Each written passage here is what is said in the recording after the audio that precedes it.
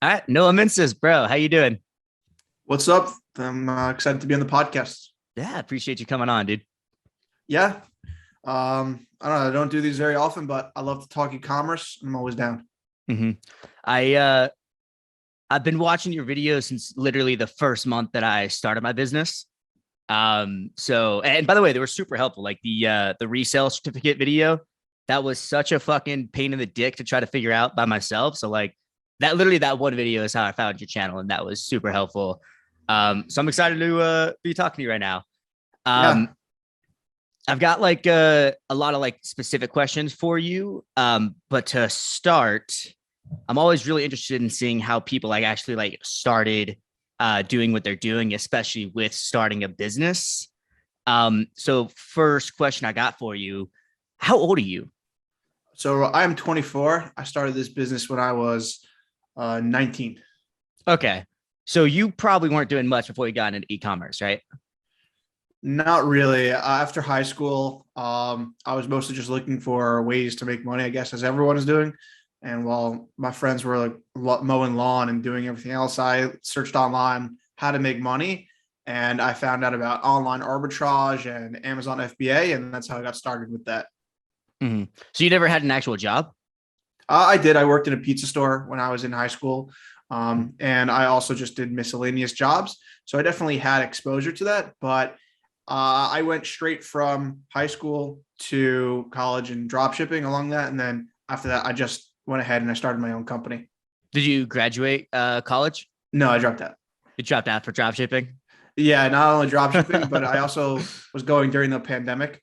So it was really not worth it. I mean, I have so many instances where I was just like, should I drop out? Because I was also doing YouTube at the time, and I had a couple of successful ventures. So it got to a point where I was saying to my parents, look, I'm making a lot of money doing this. Thankfully, don't you think it's I can drop out? I have my credits for college if I ever want to go back. My parents are extremely, extremely pro college. My dad was a second generation at a university, so he wanted me to go there just for the legacy. But I said, I'm doing all of this and I'm going to class. And in that time, I could be working on my business and really growing it there. And there's a huge opportunity. So after a few months, I was able to convince them and I was able to drop out. How much money did you need to make before they were like, you know what? Sure, go ahead and drop out. So at that point, I was trying to make at least 5K profit in 1 month off of everything. That was like the place where I was able to say, here, this is sustainable. And it wasn't just like 1 month. It was a repeated 5K a month. But after that, I was able to show them that this is a legitimate business. I'm able to Mhm. sustain that.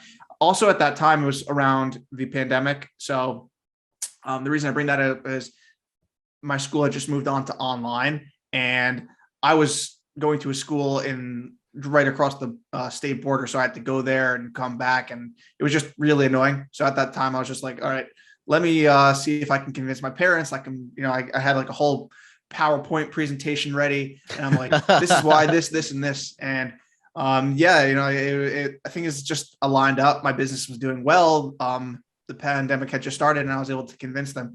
Um, One point that I made sure that my parents understood is like I had I had friends in the school that they were in Hawaii at the time and they had rented an Airbnb, several of them, and they were basically doing classes online in Hawaii. And I'm like, this is not the college that you guys went to in the 1960s that cost like 3K a year. This is 60K a year. And it's just not the same. And like, you don't really need a degree in order to do every single job. And what I want to do doesn't really require it. But that big sticking point was I can always go back.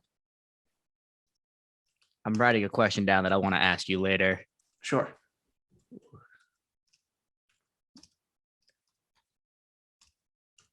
There's gonna be a nice little awkward silence that I can fucking edit out later. Yeah. I know um, everyone has the opinion nowadays, either college is good or college is a scam. And mhm. it's very hard to find an in between. I really did enjoy my time there. I think that I met people who were very knowledgeable about business. I've met people who were on the board for Facebook. I met people who just had a lot of entrepreneurial insight to share. So I really do not regret my time there, as well as I also made connections. I made friends. And I think college is one of the best ways that you're going to network. a lot of people that you meet in college, those are people that you're going to know for the rest of your adult life. So it's not an experience for everyone, but it's also not an experience that you can say is like, just completely rule out. Mm-hmm.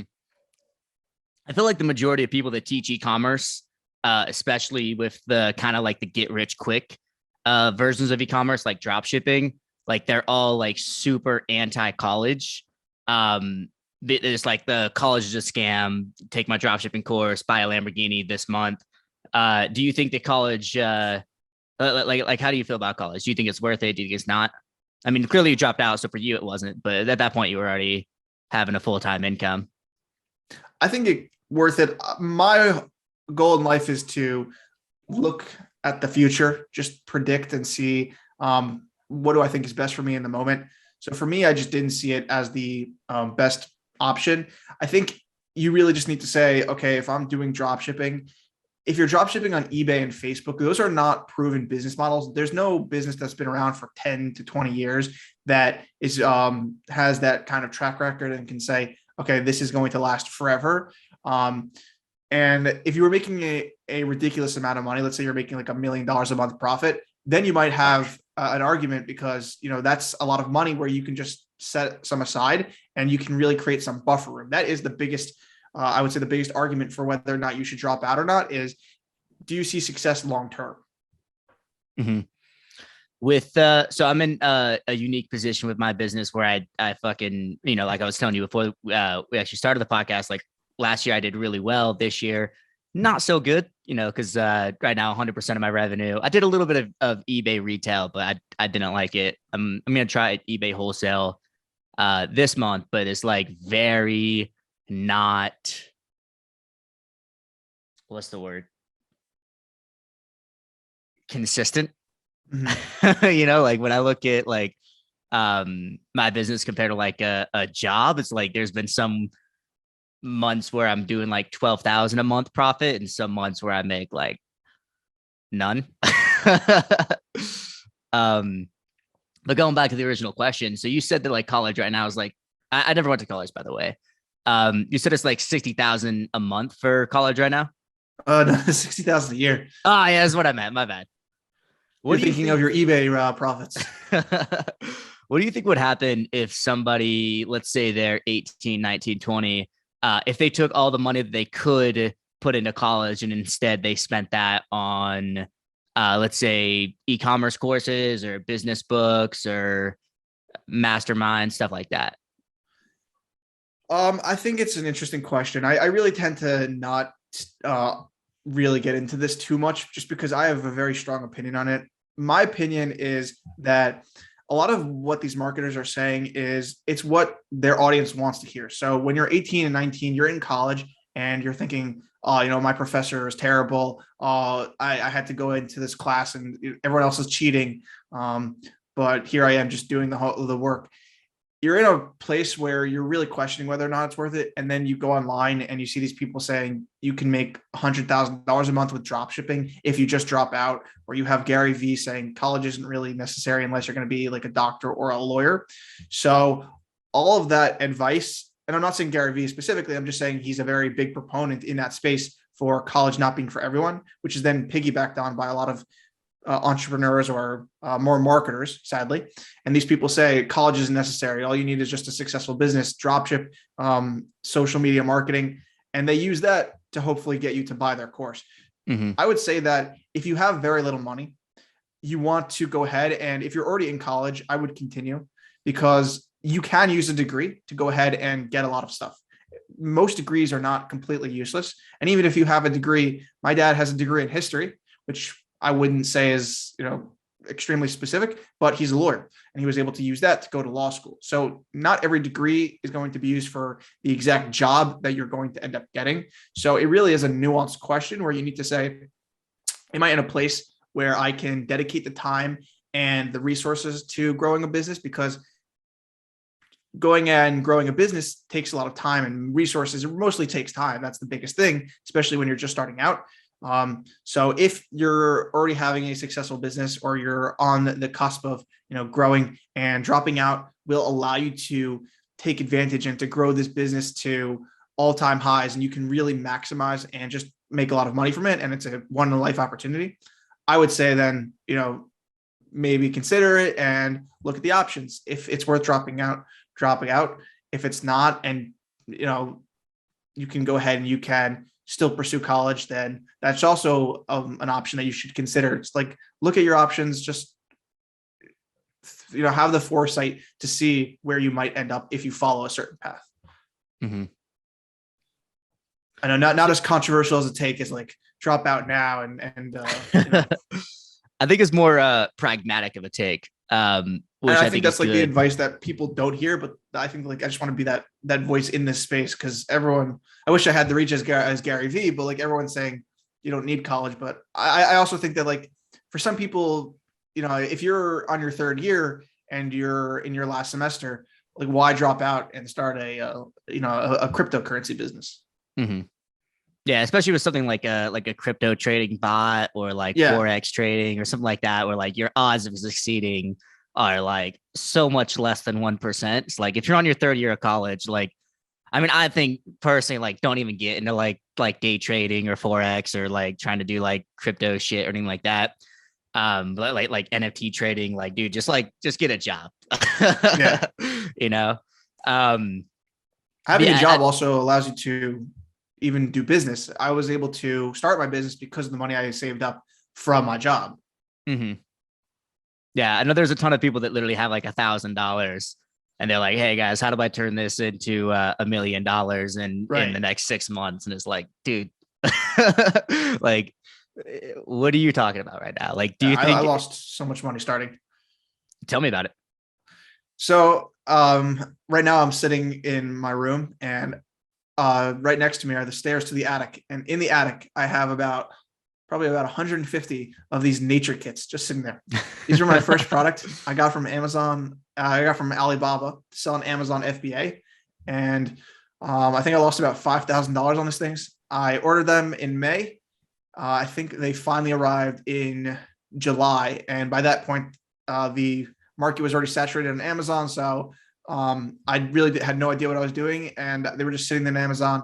I kept them there for several more months. I was losing money on ads, on storage fees. So I just pulled them out, and they've been sitting in my attic ever since. And I've been selling about 10 a month on eBay and Facebook ever since then. So slowly recouping what I lost, but that was my very first taste at e-commerce. And what year was that? Huge life lesson. That was in I think my first FBA excursion was 2018. Okay. So literally you and me had the exact same timeline and the exact same failure. By the way, which like YouTuber were you listening to learn about FBA? I was listening to several. The course I bought was Tanner J. Fox. I know him. Yeah, I listened to a couple of his courses. Nice guy. I really didn't. I half-assed it. I just went in and I just bought it and like hoped it would sell. Mm-hmm. I was doing. I would listen to Tanner J. Fox is probably the second guy that I listened to most, but the biggest one was Kevin David. Yeah, Kevin David was the biggest. Yeah, there were several Canadian ones. I forgot their name. There was Derek something. These are the OGs. Was his name like Derek Profits or something like that? Yeah, something like that. Yeah. If I went on YouTube, I could find them. There was Sammer J. Brax, who I followed because he was also starting out at the same time I did. So I got to follow YouTubers who were on the come up. There were so many back then, and I don't even know if any of them are still making content. Mm-hmm. Yeah, I know Kevin David is because I was taking his Facebook ads course last night. Just for shits and giggles. I'm just trying to learn about Facebook ads. And I got it for free anyway. So I was like, fuck it, sure. So I did like the Kevin David course. Then how'd you find your product? Like, how did you decide on that weird product that you were going to try to sell 500 of? So in the course from Tanner, they gave these guidelines for what you're supposed to look like in numbers. And when I was looking at it, it was actually a fairly new market, and I was using Jungle Scout. Mm-hmm. So you look like for these parameters, and then you can search through the products on Jungle Scout. So you can basically say find listings on Amazon that have such and such sellers that have such and such reviews, and then it'll filter through them. So I found this nature kit set, and but like when I was looking at it, it was fairly new. It was making decent money. So I took a screenshot of it and I posted it in the Facebook group, not the actual product of the results. And everyone's like, it looks good. And again, I was very new, and these were also people who are new. So it was just a recipe for like just the blind leading the blind. Yeah. And I didn't show them the product. So of course I can't blame anyone else. I'm just saying, like, it was that positive feedback that I was like, okay, if everyone else says it's good. So I went and I purchased 300 of these from a supplier, and I was trying to save money at that point. So I designed the packaging myself. Now, I'm not going to be able to show you any artwork right now, but let me just tell you, there's Picasso, there's the worst artist, and then there's me all the way down on that scale. And I am a terrible, terrible artist. So it came out not so great. And by the time it got there, the market was already saturated. I think there was like maybe 12 listings initially when I looked. And by the time I got mine in there was over 60. So lesson learned. Do you remember what the opportunity score was on Jungle Scout? Yeah, I think it was around 7 or 8, somewhere around there. It was a good product. I had the exact same experience. I was using Jungle Scout to try to find a private label product. And I ended up finding these like rainbow accordion expanding file folder organizers. There's this little piece of shit plastic product that you put papers in, and it's kind of like like the separators that you would use for your binder in school, where it's got a little plastic tab, but it's like green and blue and red and everything like that. It was kind of like that. I bought, I was planning to do like a private label brand. So I bought them directly from Alibaba with MOQ of 512.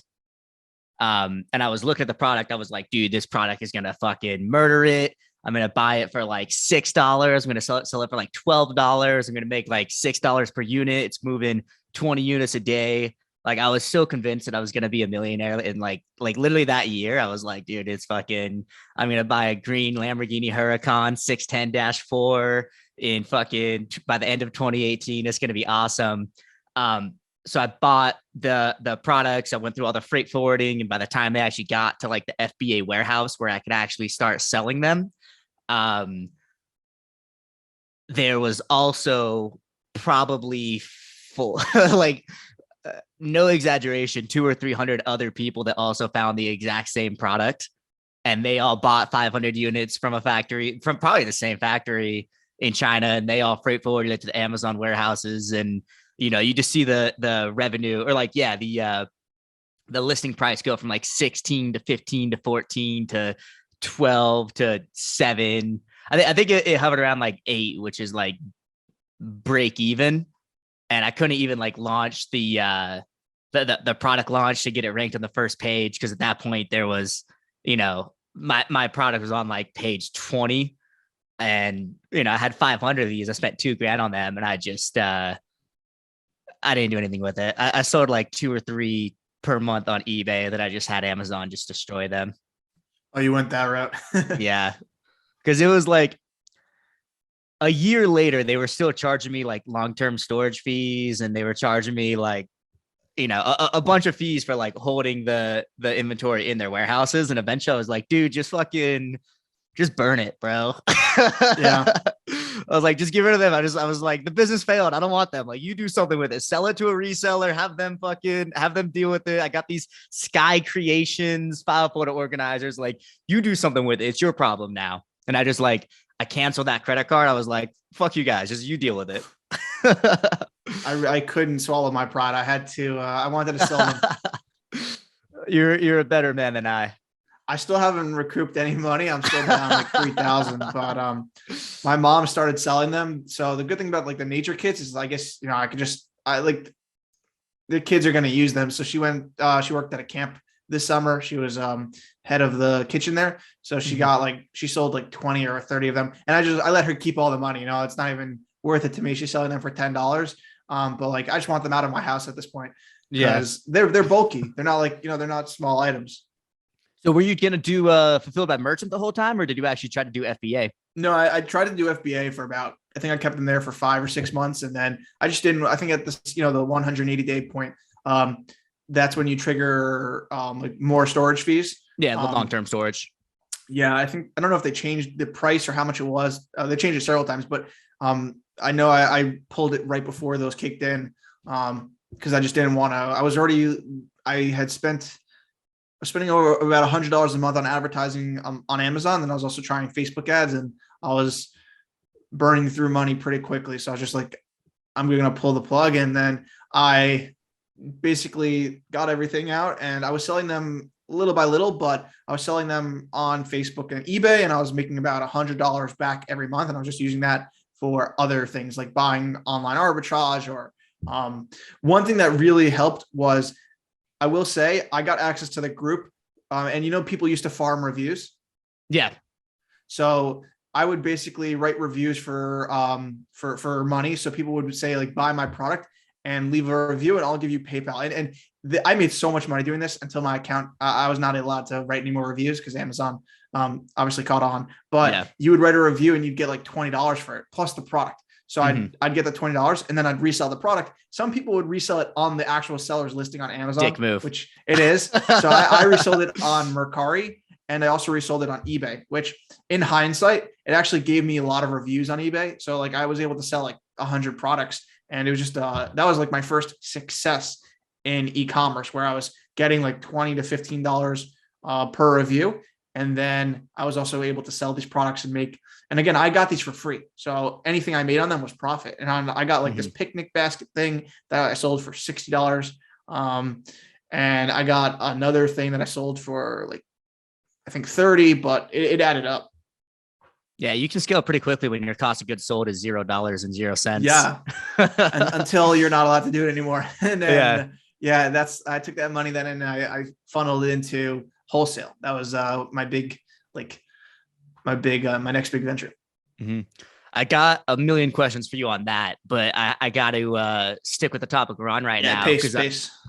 Pace the conversation. So when you told your parents that you were going to sell these nature kits, did they make fun of you at all? And did they say that like, hey, no, I didn't tell them.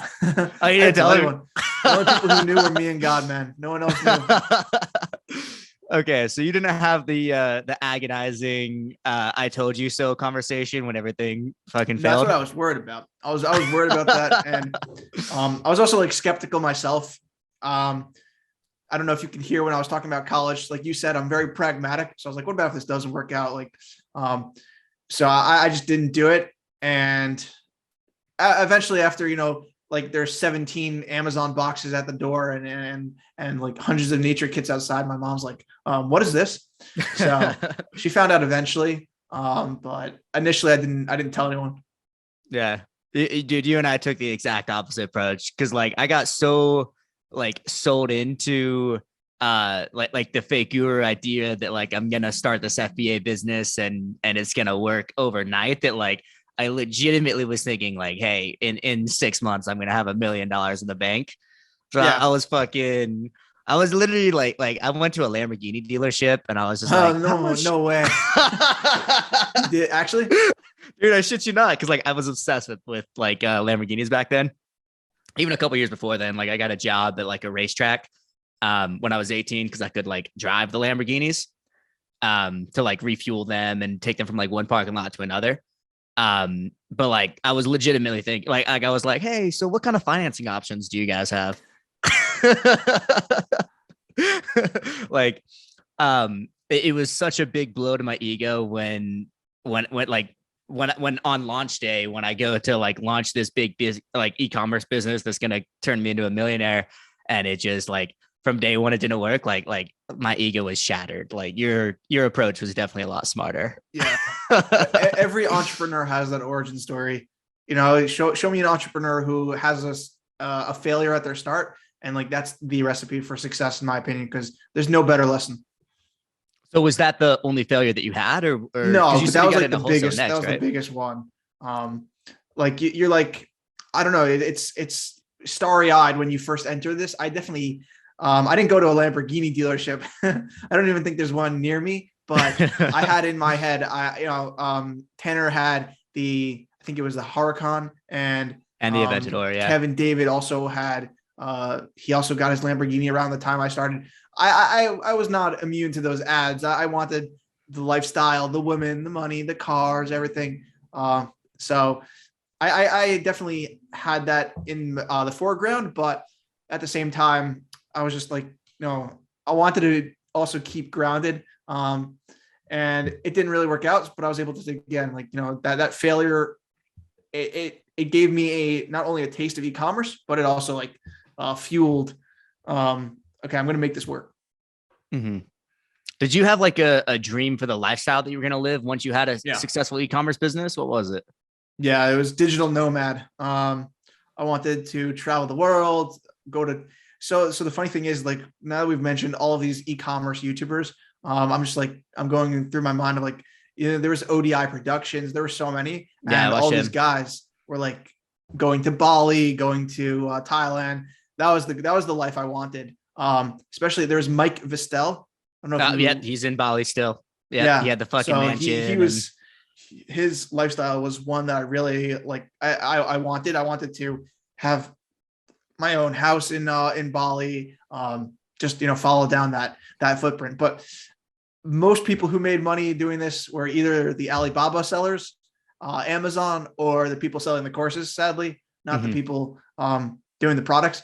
So eventually, I did figure that out, and then I wanted to do a different take on it, and I wanted to show the things that people weren't showing, like you said, the resale certificate, and that's how I got started on YouTube, which was another avenue. It's so funny because I literally could not think of like a less sexy topic than like, hey guys, here's how to get tax exempt on your sales taxes. Like there's no like flashy TikTok video that you could run as like a Facebook ad, like, hey guys, buy my course of not like a smoking hot model, or like, or something like that. That'd be the only way to pull it in. But there's no model that you could have that'll properly advertise anything to do with like resale tax exemptions. Nah, I gotta get a Lamborghini. Just like pull up and be like, guys, I know how I got this Lamborghini. Talk about resale certificates. So I actually am curious. So why do you not have courses? Because even if you don't want to have the Lamborghini and the model and the expensive house and your advertisements, like, yeah, I mean, like what you teach, like it's pretty much just like you, Ecom Tom, and like that's pretty much it in terms of wholesale drop shipping. So like, why do you not charge for your courses? So with wholesale drop shipping, there's been a lot of like ups and downs. I used to have a course, and then I didn't, because that course was the idea. You can basically use it for any platform. And with that, I learned there were people who got into it who wanted more Amazon, who wanted more Walmart, who wanted more. I was also selling on Etsy, and I was also selling on Mercari, and then Facebook Marketplace started. So everyone's like, oh, can I use it for this? Can I use it for that? And it was just too much. It was basically too many people coming in for different reasons, and everyone wanted different types of content, versus if you have something specifically geared for Amazon, there's a roadmap for what they get. So I learned the hard way. I guess that's my way of learning, as you saw with Amazon FBA. I basically start something and then I fail, and then I use that for success. So with that first course, I learned that people don't enter a course to learn the overall skill, or they don't learn it. They don't join to learn like, the idea. They join the course, and I would say the average course buyer, not everyone, but most people buy a course to learn, how can I do this step by step? Show me what I need to turn on. Show me what button I need to press. Show me what I need to do, and step by step. From A to Z, I want to see money come into my account. With e-commerce, that's very hard. And I think there are some people who have achieved it. Paul J. Lipsky's course, I think, is he's very good at explaining. He is able to break that down. And which one? The eBay retail? Yeah, the eBay retail. That one was good. I took that one. Yeah, that was a very good one. There are very few people who have that ability. I think Ecom Tom's course is also, again, plug and play. In that regard, but that was like my biggest lesson on that. And also with a course, there's a huge difference between if I created a YouTube video and someone leaves a comment saying, oh, this is utter trash. I want my view back. whatever. I want my view back. Yeah, someone said that. But I can't give you your time. Hey man, back. I want the 10 minutes that I invested into this video back. Yeah, you and send me a refund for those 10 minutes. The worst they could do is just dislike the video, and no one can see the dislike button anymore. Thanks, Yeah. YouTube. So with a course, I was also I think I had a Walmart course that was I think I was charging like $250, and with that I let in 10 members early on, but it was also a new platform, so there were a lot of headaches. So I just never took that route, and eventually I do want to get back into it. I really want to create like something that I can say definitively, this is like all of the knowledge I have. It would probably be only on Amazon. It wouldn't be on every platform, but you just need to take the time, because I also don't want to release something that is not good. Mm-hmm.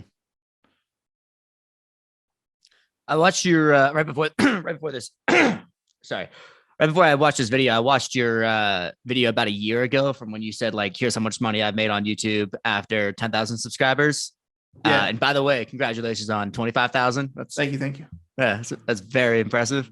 Parties with us soon. You're invited. I'll bring a fucking bottle of champagne to celebrate. Bring your Lamborghini. Sure. I'll bring a very nice bottle of Moet Chandon, the finest bottle that you can find everywhere in the world for $80. But I mean, it said, I think you said like $20,000 was your revenue, and the profit on that was like basically zero. You definitely could, with like the brand that you built so far, you definitely could sell a course without doing all the flashy Lamborghinis and mansions and six packs and fucking and girls with big tits. And I mean, I took your free wholesale dropshipping course, and I literally like while I was taking it, I was like, I would have paid $50, $100 for this. Like, so do you want to do that and just take the like a non-conventional route where you're actually like, hey guys, this is going to be one, like, I'm going to go on a tangent for a little bit, but I'll come back. Like, do you listen to Alex Hormozy? Of course. Yeah, of course. I mean, he's fucking everywhere now. $100 million man. $100 million offers. So he has like a saying that like I think is like spot on, where he says like a course shouldn't be viewed like you're getting like a degree. Like if you take like a course on affiliate marketing or on wholesale dropshipping, like that shouldn't be viewed as like the degree. It should be viewed more as like a college class. Not like, hey, you take this and now you have an MBA. It's like, hey, you take this and now you have one prerequisite that you need, but you still need 20 other prerequisites before you can have a successful business. Mm-hmm. I view the course as more like that, where it's like I took your course and I'm like, okay, this is one part of everything, right? But I still need to figure shit out myself. Going back to what I was saying though, like I'm really interested on why you don't have like a paid course that isn't just like where you just say like, hey guys, this one course won't make you $1 million, but this one course will teach you how to acquire wholesale suppliers that you can combine with other videos and other courses, whether you want to do Amazon or eBay or Walmart or Facebook or Mercari or whatever. Like I think it's really interesting because to me, it seems like you're leaving a lot of money on the table. Is that intentional or unintentional? So it's partly intentional, partly unintentional. I definitely have a lot of money on the table. There's a huge opportunity, and there was even a bigger opportunity. There's around, maybe it was 2020. Do you remember when retail dropshipping was like dying out on eBay? When they banned, where they said that you need to have your wholesale supplier? So I actually didn't start until like I did that first stint of e-commerce in like 2018. Mm-hmm. But then after that, I was completely out of business until November 2020. Wow. Yeah. Took like a hiatus. Yeah. I just went like full force. Yeah. And so you got started like in the gold, like the pandemic was basically the golden age for, everyone was shopping online. Everyone started selling Facebook Marketplace. Dude. So I restarted. So I started this new company, Braden Ventures. And the second day I did, I think like $100 or $200 profit. And the third day I did like $300 profit. And the first month I did like 25,000 in revenue, all profitable. Yeah. Like that's not sustainable. And like so many people got started then. It was like, I knew. So I was actually originally expecting the business to fail by like right after Christmas. Cause I was like, dude, these are all just Christmas sales. After that, it's gonna, this whole thing's gonna implode. And then like December 26th, I still got like $300 in net sales. And I was like, what the fuck? Like Christmas is over. And then like things just kept growing. And then the stimulus checks came out in like January and February. And then, I got an even higher bump in sales. And the whole time I knew like this is so unsustainable, but I'm going to ride this bull for as long as I can. And I think that's a really good segue, because it was about that time that I was going to start making my course. And I think if I had made it then, so many people were looking for ways to earn extra money online. Sadly, a lot of people were affected and had bad situations. So I was thinking of it. I never ended up doing that, partially because I was also doing my wholesale business. And it was just like you said, like with you, I was also getting crazy amounts of sales. Before the pandemic, I had bought 100 of these planters and like another 100 of another garden thing. And I basically ordered like 1,000 units, and I spent like 10 grand on it. It was my first big wholesale purchase. And I had bought this with the insight that of the listing, like, there were 10 sellers and all of this, and I had expected all this competition. And then the pandemic hit and my supplier basically closed down shipping. They couldn't ship because they were having issues with their shipping times and their leads with their suppliers in India or in Vietnam and other countries, as well as a couple of their employees were also getting sick. So I was basically the only one with inventory. And then all of a sudden I'm getting like sale after sale after sale. And I'm not used to this. I'm like, it's every 5 minutes. And I was like, what is going on? Like, is Amazon glitching? And like, I look at my sales and I had my first, I reached my first 2K a day on Amazon in 2020, and it just kept going. And then, so that was like a huge milestone for me. So partially, sorry, I'm really dragging out the answer. But oh, please. It's partially because of my e-commerce business. So I had to focus on that, partially because I created a course, and with the Walmart course, it was just like a huge insight onto how you really want to do it. I had bought courses before, and I was like, okay, I'm just going to film my screen, talk about this and do this. But then when you actually do it, people are going to say, okay, can you cover this? I didn't really think this was as well covered. So I did the beta program. I worked with those people in Walmart, and I really, like, after 3 iterations, it just was taking a lot of time. And I was also paying an editor to edit the videos. So I just put that on the back burner, and I never really got back into it. But with the free course, I have a lot of information. I have a lot of emails. I have a lot of people who I can go ahead and send, like an email saying, hey, I'm going to do a webinar. I have the infrastructure in place to hopefully still create one and gather an audience. Is that your plan? Yeah, eventually. I don't know if I want to do that, or there's a lot of different routes to take. I think, like, the e-commerce space is evolving. It's not what it was. It's there was the Amazon era, then there was the Shopify era. And I think right now, a lot of people are doing more challenge videos, trying to drop ship for a week and seeing how long it goes. Mm-hmm. There was a lot of videos like that in 2020 through 2021. I think now drop shipping is not as popular as it once was. And a lot of old drop shippers are doing more entrepreneurial videos. So Jordan Welsh, I think his name is, and he did Shopify. Now he's doing more of like interviewing. I talked to like 10 millionaires and for their advice.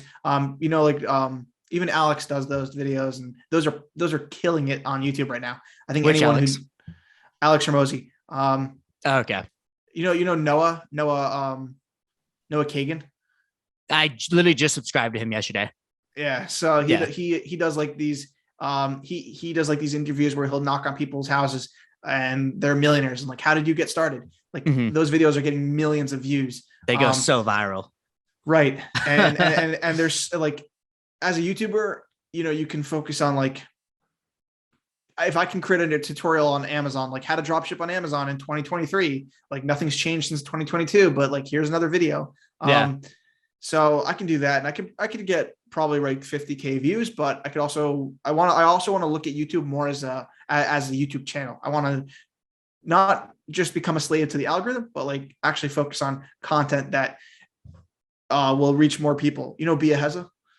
Yeah, he's dope. This podcast is just going to be like me asking you people, and like that's all it is. But Bia Heza, he he doesn't really do drop shipping content anymore. He started with Instagram and drop shipping, and he also has his course, but he does more videos of like trying to trade stocks for a week, trying this for a week, taking Andrew Tate's Hustler University for a week and seeing what it does, like all this. And like people see those videos and then they go into his course. So I want to reach a broader audience, or at the very least, I want to have 2 channels. One where I do like more challenge videos, more wider appeal. And then I might keep my like uploading on the one with the tutorials and use that to funnel and try and get like a course. But who knows? I want to try a lot of different things. It's just a matter of time. Yeah. So I have, like I was telling you, I have like a pretty big team of VAs. And the ones that I talk to like literally every day, my general manager and my operations manager, we're on like a Discord chat, and I message them like 5 times a day. I'm like, hey guys, I got a new idea for this new business that I can start. like when you actually like learn a lot about like e-commerce, like even last night, like I was messaging my operations manager and I was like, dude, I just had this idea where we can post TikTok made me buy it videos as Facebook reels and then run those as Facebook ads, and then retarget people that viewed 75% or more and run a conversion campaign. And like, I have had probably 1,000 business ideas and I've gone through with like 4 of them. But that's the way it is. You know, you gotta go through the ones to find the one that's actually going to work. Do you agree with like the philosophy of like failing fast? What do you mean by that? Like, let's say I had an idea where I'm gonna, I want to do a shop, not realistically, but hypothetical example. I want to do a Shopify store, and I've got this product that I want to test. What I could do is I could become attached to this product, and I'm going to say, hey, this is the product that I'm going to sell. Then try to sell it, and if it doesn't work, try a different sales channel. If that doesn't work, try different creatives, try different advertising strategies, try different audiences. Do you think that, like, do you subscribe more to that idea, or just the idea of like, hey, try it, and if it doesn't work, try something else, like try fast, fail fast? I never really thought of it that way. I don't, just because it's not the way I've always operated. I've always operated on like, I can learn a skill and then use that skill to get my business. I think with Shopify, it's crazy the businesses that like people are able to do. I mean, even with YouTube automation, like you can start a channel, you know, voice over Reddits and like see how well that grows in like 2 months. If it doesn't, scrap it, move on to the next one. I think Shopify really opened up. It's like fast fashion, but with businesses, like trying, you know, I'm going to test this product from AliExpress. Oh, that doesn't work. Move on to the next one, on to the next one. Really, that wasn't really possible. I didn't really subscribe to that, but that's an interesting idea. I guess I stuck with e-commerce, like, you know, and then I stuck with wholesale. And then like at first it didn't work. Okay, what can I change to make it work? Because I knew that it could work. I think with Shopify dropshipping or other business models, it's a little different. But like with wholesale, there's so many people that I see. I even interned at a wholesaler when I was in college, and I worked there for 6 months. And that was like a huge exposure to seeing how this is a professional dropshipping company. Like this is a company doing several $1 million a year. So like, you know, I knew it worked. I guess I just always kept that in the back of my mind, and that kept me from like moving on to business to business to business. So you were able to successfully avoid shiny metal object syndrome? Yeah. And you know, thankfully it worked out. I know people who have been trying to do a certain business for like years and sadly have not had success. So maybe there is something to like fast business, just trying and fast failure. It's a double-edged sword, because you could definitely say like, hey, I'm going to test this business, and if it doesn't meet the KPIs that I've set within X amount of time, then I'm going to stop, you know, pouring money into it and try something else, you know, like setting the objective standard of, hey, if I don't have this by this, then I'm going to try something else. But then also what could end up happening is like shiny metal object syndrome, where it's like for me, like when I did the file photo organizers, even before the units got shipped to the Amazon warehouse, I started watching some videos about like print on demand. And I was like, fuck this thing that I already invested, you know, $2,500 into. I'm going to start selling print on demand t-shirts. I'm going to be the biggest skydiving t-shirt brand in the world. And that was a bad business decision for sure. Because like I didn't stick with one thing. Are you more of a proponent of just like deciding, hey, this is the thing that I'm going to stick to, and I'm going to stick to it until I have success, or, you know? So my philosophy is like, I'm a big history guy. I like to look Mm-hmm. back and see like, that's where I get my metaphors. So, when there was the huge space race and everyone was trying to, get to space, everyone knew it was possible. And we had sent animals up there, and we had done already amazing feats to reach there, but everyone was like, okay, we can get a person up there. And it was just a matter of like, who can do it first. So in business, I think if the concept is there and it's proven and it's possible, it's just a matter of thinking, okay, how can I do it? Versus if you're just starting out, I feel like, I definitely did that as well. I went from online arbitrage to retail arbitrage to all these different business models to find like what works for me. At the same time, you don't want to just give up on something too quickly. But I think after if you can say, okay, I worked on this for a month, 2 months, or however much time, it's more about the time that you invest rather than the money, in my opinion. Because with money, you might be able to grow, but you're not really able to learn. Versus with time, you can learn it. And once you learn, you get an understanding of it. And you can say, okay, I see the overall, skeletal structure of the business, how it works. And I can say, okay, this is not for me. Maybe there is something there. Maybe a year down the road, I can really turn this into something, but that's not the time frame I want to work down, or maybe it is, but in the meantime, I'm going to start something else. So I think like once you devote some time to it and you're able to understand and say, this is for me, this isn't for me, that's really the idea to me of like whether or not you should move on. But I think like just starting something and, sitting down, watching an hour-long YouTube video, and then after it saying like, trying it, creating your Facebook ads account, and then saying, oh, you know what, this isn't for me, it didn't work. Yeah. When do you think that? When do you? Because I mean, you said that you know people that have been trying this one business model for like 2 years and it hasn't worked out. And there are some business models where you're not going to be profitable for the first couple of years, but there are also some business models that you should be profitable definitely within the first, by 2 years, you should know that you you should have some revenue coming in. Yeah.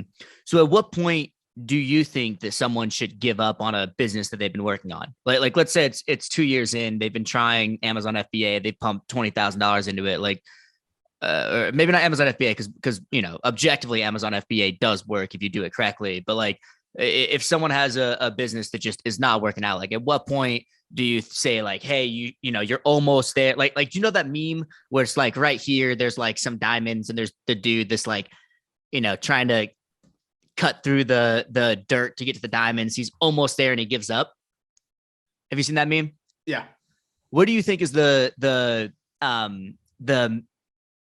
middle ground between, trying something, you're almost at success, and then it doesn't work out, versus, hey, you're pursuing something that is not an opportunity worth pursuing? Like at what point do you think that someone should give up on a business that they've been trying to do? It's a hard question. I would say that this is where having a little bit of wiggle room comes into play. I was coaching someone who had a job, and I was also coaching someone at the same time who didn't have a job. And the person who had a job, he was able to go ahead and fund all of his expenses. Like, he was able to pay his rent, his car, et cetera, et cetera. And he was able to use the leftover money for his business. So at the end of the day, if it wasn't working, he was able to say, okay, I tried and I still have my job to fall back on. Versus another person who I was coaching at that time, and they had just lost their job, unfortunately. And they had about $15,000 saved up, and they scheduled one coaching call with me, and they said, okay, I just lost my job. I have $15,000. What should I do? And I literally refunded it on what's it called, on Stripe. And I said, first off, I would make sure that you are that you have the necessary funds. I forgot, everyone says like 3 or 6 months, but you want to make sure you have enough funds and you're not in a position to where that money is going to be the line between being homeless and not being homeless.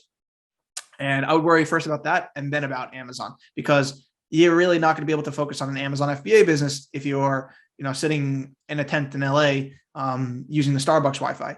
So you Dude, really got to. hold on. I'm going to interrupt you real quick. I shit you not. That's exactly what I was doing.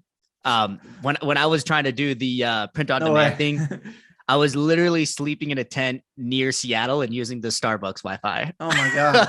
And look, maybe I'm not the arbiter of what works. So look, if you were able to make it work, my first thought is like, you just don't want to be in that position. You don't want to be in debt. Right. And like people say, oh, I have a credit card on me, I'm ready to go ahead and purchase products. And there are gurus on YouTube who will say, use your credit card to fuel your business and then you can pay it off. Like, that's terrible advice. Yes, you can, but at the same time, you want to make sure that like, you don't have to go into that. Because let's say at the very least, let's say you break even, right? You want to make sure that you can pay off that debt. But let's say you don't break even and you lose money, then you're going to be carrying credit card debt. And those interest rates are right now higher than the ones that you're getting for a mortgage, at least for now. But, it's like 20%. So it's just, you want to make sure that you have enough money to cover everything. And you want to make sure that you don't have to worry about that. And then from there, I would say that you can go ahead and you can start a business. So I don't really know if there's like a time frame or a set amount. It's just making sure that you don't have to worry about that. I really respect how pragmatic you are. Got to be careful, man. You're giving advice to anyone who's listening. Yeah, because like I did, I definitely learned from the experience, but I did the exact opposite approach as you. Right. I funded everything on credit cards. I took out loans because I knew I was going to be a millionaire just by the end of the year. So what is 20% for 6 months? And I got into, but by the time I accepted defeat for the business, in between the amount of money that I spent, I mean, I hired a VA in the Philippines full time, even though I needed her maybe 2 hours a week. That was stupid right off the bat. But then, between the inventory for the FBA products and all the courses that I bought and the not working for the 3 or 4 months, or whatever that I wasn't working for, I ended up having like $15,000 in credit card debt and no income. and how long did that debt sit there, if you don't mind me asking? 2.5 years. And like those interest rates are crazy. So I was smart and I put it all on a business credit card with a 0% for like 18 months. And then I just did balance transfer to balance transfer to balance transfer. So you at least knew the ins and outs. Yeah, but that is such a fucking risky game. Because if you don't get approved for the next credit card and you can't do a 0% balance transfer, that whole credit card amount, you owe 20, 25, 29.99% interest on, $10,000. Dude, that's so fucking hard to get out of. Right. Yeah. I don't think my advice is going to stop anyone, by the way. I just think that like, if I can offer some advice, it would just be like, look at both sides. That's always been a very good piece of advice I've received in life, is play the what if, because if you can try and just see like, okay, where will my actions lead? Even if you end up taking the decision that you were initially going to take, at least you have an idea of what can go wrong. Mm-hmm. Yeah, I've tried both sides, and your perspective is definitely a lot better. Yeah, and look, I'm not always I've also gone in and I went full force into Amazon FBA. I've loaded up on a deal, even though I've loaded up on something like, okay, if I buy $15,000 worth of this product, I have no idea if it's going to sell, but like, it's a once in a lifetime opportunity. Like sometimes those do pass, and it's whether or not you do it or don't. And hindsight's 2020. So, I'm all for taking risks, but like calculated. Yeah. So after FBA, you bought 200 units of a product that didn't move. Were you like saddened at all? Do you think like, oh shit, this wasn't as easy as I thought it was going to be? Yeah, that was a whirlwind of emotions, and during that time, on top of also FBA, I was doing day trading, and I lost like $2,000. Just to put this into perspective, I was just started college. This is money I'd saved up from working for years, like summer camps, babysitting, working at a pizza store, and I had about $13,000 after high school. I bought a laptop for 1,000, along with like some equipment for YouTube, and I also spent about $5,000 on this Amazon FBA product. That's also including like Facebook ads and everything else in total. And then I also invested the rest into stocks. And then I had just lost $2,000 in the stock market. So at that point, most of my money was was gone. Mm-hmm. What kind of day trading were you trying? Were you trying to do like options?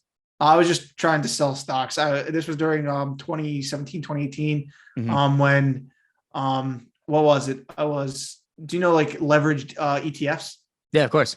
So I bought Labu, which was I don't know how to pronounce it, but LABU, which is leveraged to like biopharmaceuticals, which is one of the most up and down sectors. Yeah, most volatile thing you could possibly do.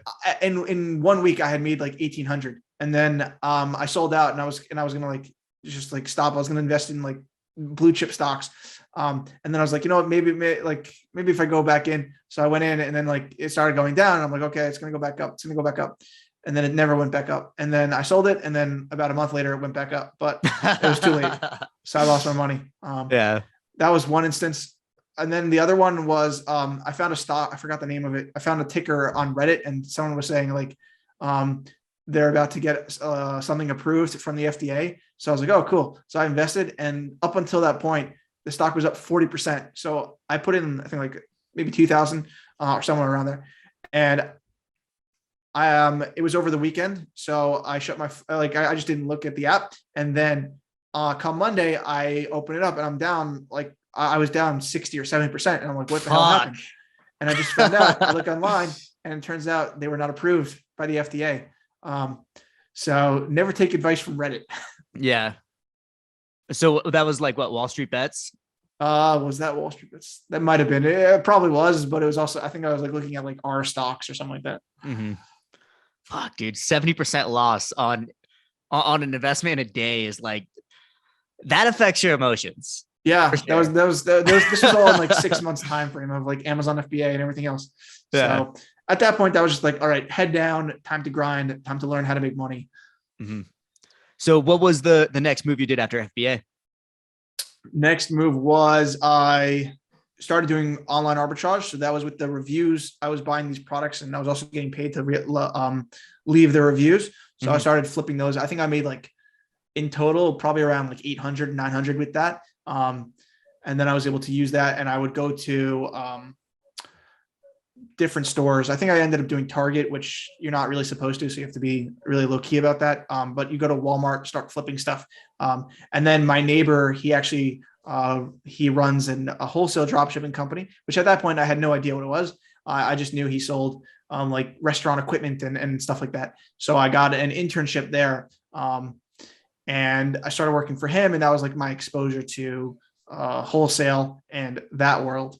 Which I then so the place you interned at, it wasn't a wholesale company; it was a wholesale dropshipping company. Well, they're both. They're big. It's really complicated. But he himself, he's a wholesale dropshipper. So he sells restaurant equipment.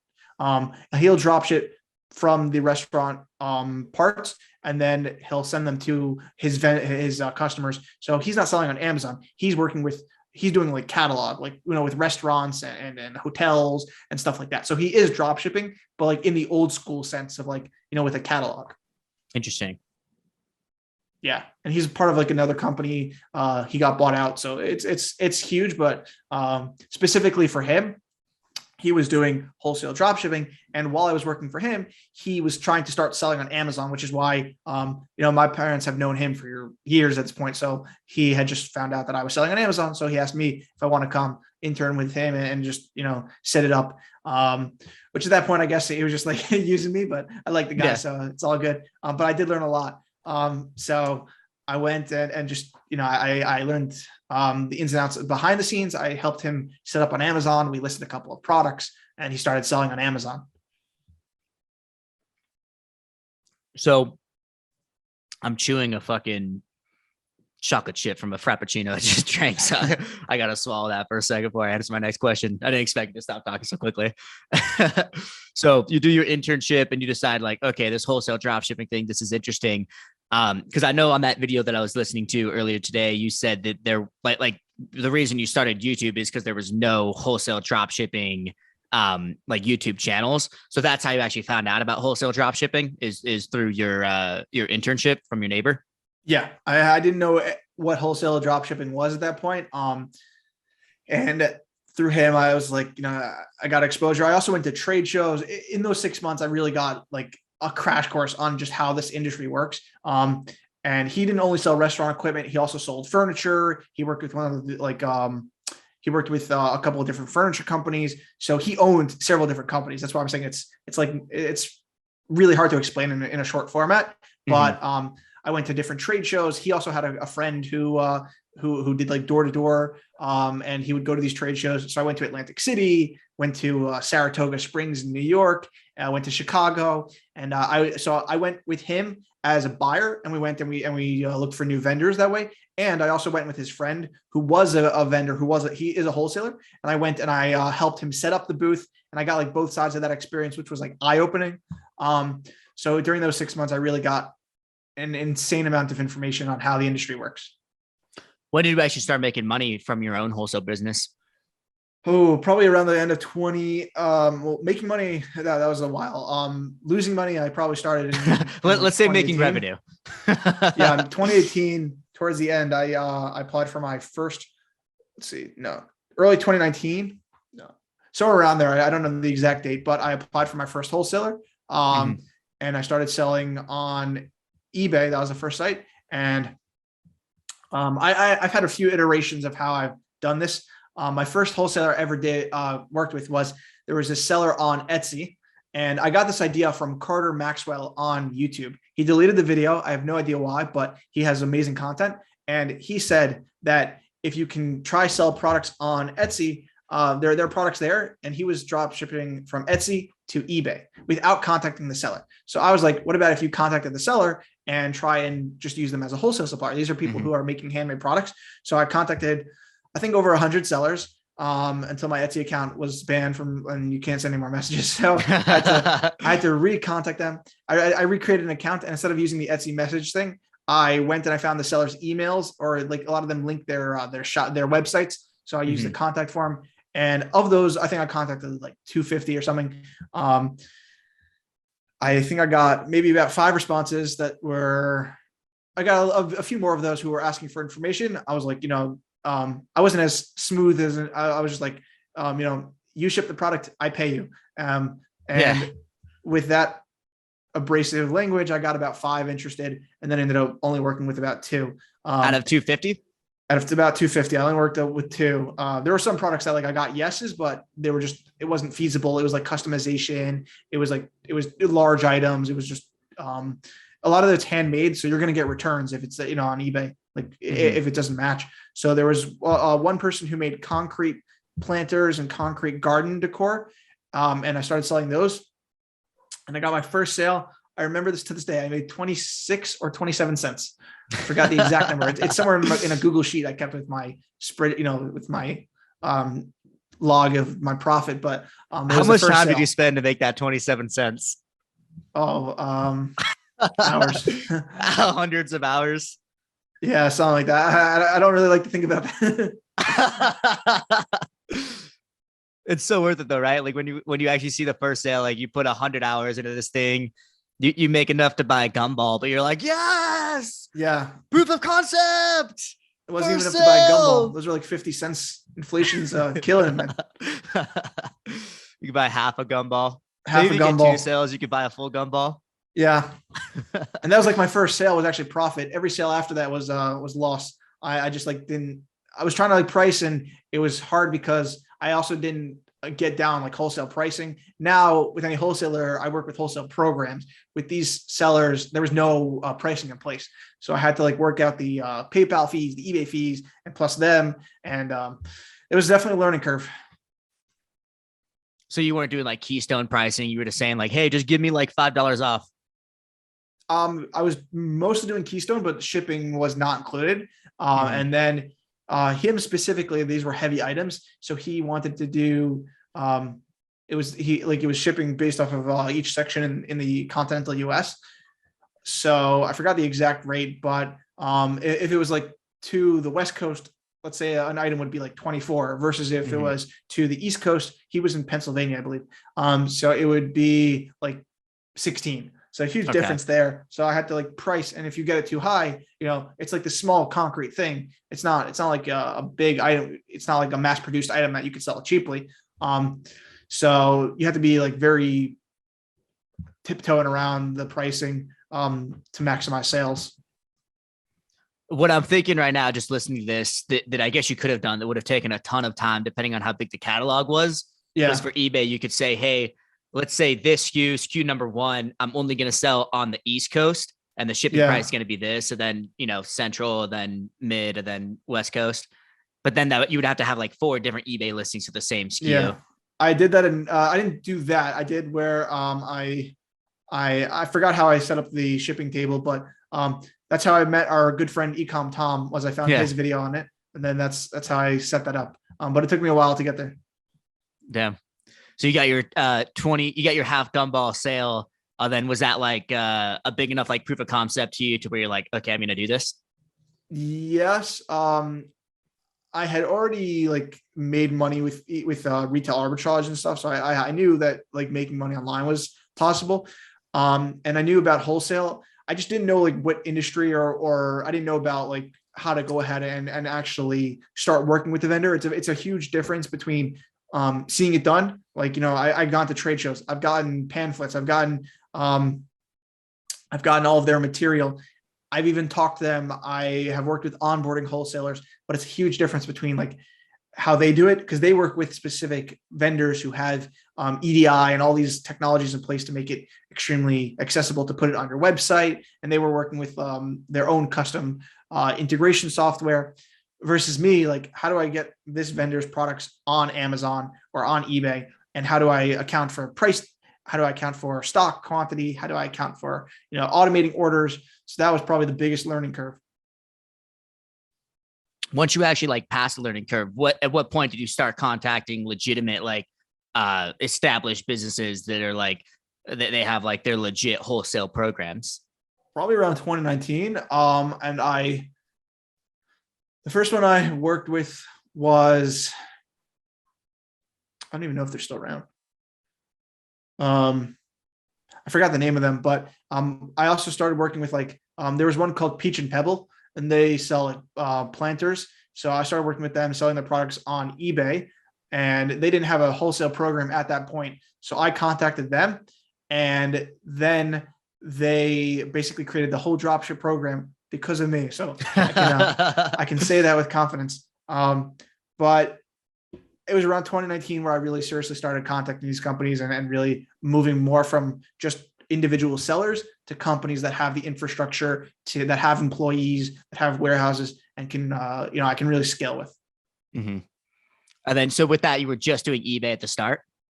Yeah, I was just doing eBay initially. And then I started listing on Amazon. Because on Amazon, I was still doing only FBA. I wasn't doing FBM. Mm-hmm.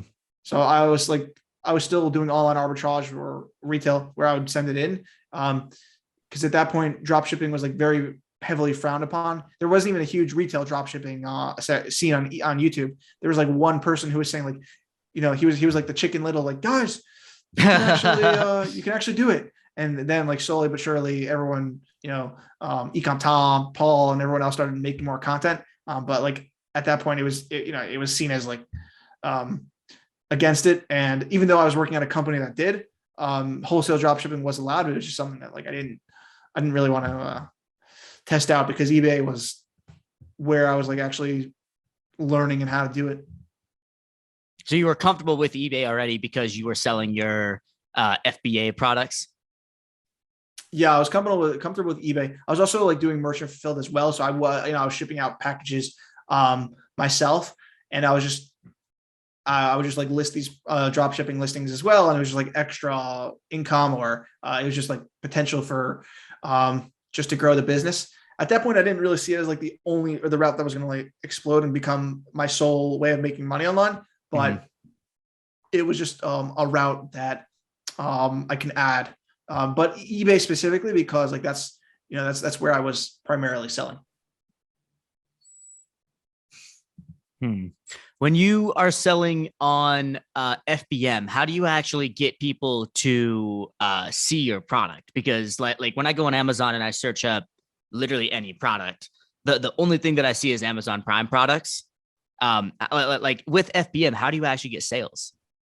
So I'm not creating a listing with even with this, I was still drop shipping it, or even with FBM, I was still just listing on listings that were already existing, even if I had the product. So the way that you get sales is, I mean, that, the Amazon algorithm has changed, but back then it was still pretty similar to where with these specific niches that or products that you're selling, a lot of them aren't FBA. So let's say I'm selling, I primarily sell home decor. That's the industry. You can obviously tell I started with the concrete planters and then gradually just like found my space. But with that, a lot of these items are big, they're bulky, or they're just like not drop. They're not prime. So by listing on FBM, there's really not a lot of competition to where you're going to see the prime option. And I guess people were still seeing them and buying them. They had decent sales ranks, and they were showing up to somebody because somebody was buying. Yeah, someone was seeing them. Yeah. By the way, I think that shelf I actually sold down.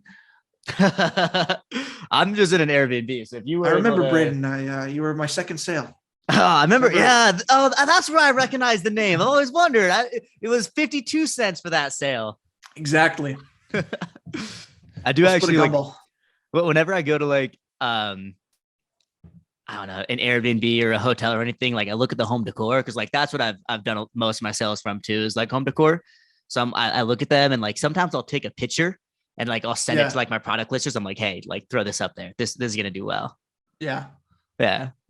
I haven't actually found so many items. Actually, the reverse of like I find items that I'm selling that I'm like, hey, maybe I should like. I bought I have this thing for my YouTube channel. It's my light. No, yeah. I got that from I was selling that on eBay one time. So the reverse works. You're like, you know what? I like this product. I should buy one of these myself. Exactly. The first product that I listed when I was doing Facebook Marketplace. So I literally like the first day that I tried doing Facebook Marketplace drop shipping, I listed 5 products. The 5th product that I listed over the next month or two did over 1,000 sales. And once I hit 100 sales on one unit of a product, I just fucking bought it. And I was like, I'm just going to have one of these for myself. It was like little fire pit. I bought it from Walmart. And I was like, you know what? I need to have one of these. Like, this is too cool to not actually like physically buy one of them. Yeah. And like, honestly, it's a good way to discover products. Just like see, like, you know what? I should definitely, and now you have it to reminisce. Whenever you see that fire pit, you're like 1,000 sales. Yeah. Well, I had to throw it out because I tried to do like a photo shoot of the of the product where like I put like I just went in my mom's backyard and I just put some wood in it, put some lighter fluid and like light it on fire to like get some of my own product photos so I could like compete with the other people that were selling the same product. Then I burned a giant hole in the grass in my mom's backyard and like the fake grass, and she had to spend like $300 to fix it, and she was like, throw it out. It's like, okay, that's fair. Were they good photos? I tried doing that, but I was never like my photography skills were never good enough. They were great, but they didn't convert as well as just the stock photos. Yeah, surprisingly, it's hard to really get your own photos and do all that. Yeah, I was planning to at the time just like whenever I had a successful product, like test it with the stock photos, then have my own photos. But then I realized like, hey, why would I do that if I could just list more products? I was like, there's 10 million products on Amazon because I back then I was doing a lot of Amazon to Facebook, and I was like, I could just post those. Yeah. At what point did wholesale become your full-time income? So wholesale became my full-time income, I would say around 2019 towards the end. I was selling on Amazon. It wasn't like huge, but I was selling on Amazon, eBay, and then I also started selling on Etsy. And Etsy was very big for me at the time. Like during the 2019, 2020 phase, it became, I think I was doing like 20K a month profit from Etsy. Mm-hmm. And then I used that money 20K a to, month. yeah, Holy shit. yeah, that was like, that was like at the start of the pandemic and like everything else. Uh-huh. And I have not seen those numbers on Etsy since, but I used that money to go ahead and I hired a virtual assistant. 2020, I think it was around April, and I was selling on Amazon, and that's really when it like took off and became my full-time thing, where I started. I didn't go out anymore for retail arbitrage. That's where I just like put everything else on hold, and I was only doing wholesale. Mm-hmm. Retail arbitrage is so unscalable. Takes a lot of time. Plus, I'm a homebody, so I don't want to Mm-hmm. have to go out and deal with everything, or even with the online arbitrage, it's a pain because you have to like order from different stores. With wholesale, I have my sources, I have my vendors, and I know where everything is. Mm-hmm. Yeah, if you're a homebody, that's definitely why you and I have different travel styles. I do not want to be at home ever. Like I get energy from like, just like being like being outside the house and like doing different things. If you're a homebody, that's definitely why you got exhausted doing like your Europe trip. Yeah, I mean, I like, I definitely want to do more of like going out, seeing all this hiking and stuff. It's just, I don't know. I like my bed where it is. Mm-hmm. You know. Little side tangent. When are you planning to go to Buenos Aires? Ooh, I was either thinking of, it's it's up in the air, man. Because I'm planning on going with my sister. We're going to Andorra, Spain, and that area, and then Buenos Aires. Spain is pretty Probably, far from Argentina.